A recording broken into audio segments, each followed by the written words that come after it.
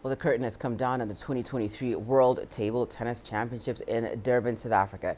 It's only the second time that the global event has been held on African soil, and it did not disappoint. The world's top table tennis players delivered a masterclass for the fans who flocked to the Albert Luthuli International Convention Center to catch a glimpse of the sport's biggest stars. CGTN CS Duplessis reports from Durban. South Africa has a proud history of successfully hosting global sporting events, and these World Table Tennis Championships were no different, as the Rainbow Nation lived up to expectations and delivered a seamless event for a sport that is regarded by many as a leisure activity. I was a bit skeptical about the organization, but being here, I think they've done pretty well because everything has gone to plan per my expectation. Yeah, I think it's been great. There's been quite a bit of a buzz, especially at the convention center. Kids playing, there are tables all around the convention center, and so you've got kids playing table tennis. Just to show there's a bit of there's interest in the sport, which is amazing.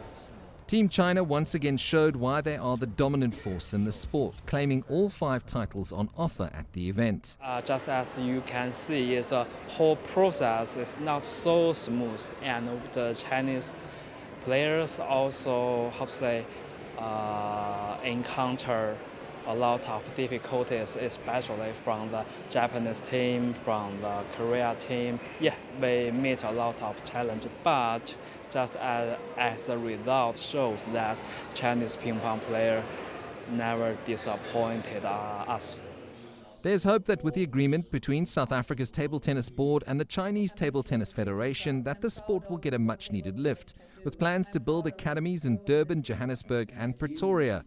But a sustainable plan needs to be implemented for the sport to catch up to the powerhouses from Asia. It's one thing to put a table up in a recreational hall. It's another thing to teach people the right skills to see them make it from just see it as a leisurely activity, to seeing them grow into being athletes, being professional athletes, the same way as the Chinese, the Japanese, and the South Koreans. I think we also need the technical know-how, because at the end of the day, when you have the individual who is willing to commit, you have the financial backing, he needs to be taught.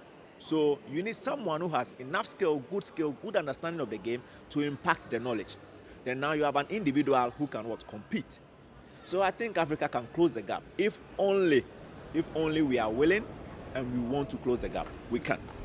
The event has been hailed a huge success by the International Table Tennis Federation, and the hope is that the building blocks for the growth of the game on the African continent are finally in place. But for that to yield real rewards in future, work and investment is required so that one day Africa can have a player progress even further than Egypt's quarter-finalist Omar Assar did here in Durban and challenge the likes of Fan Zhendong or Wan Chuqin for the world title. CS Duplessis, CGTN, Durban, South Africa.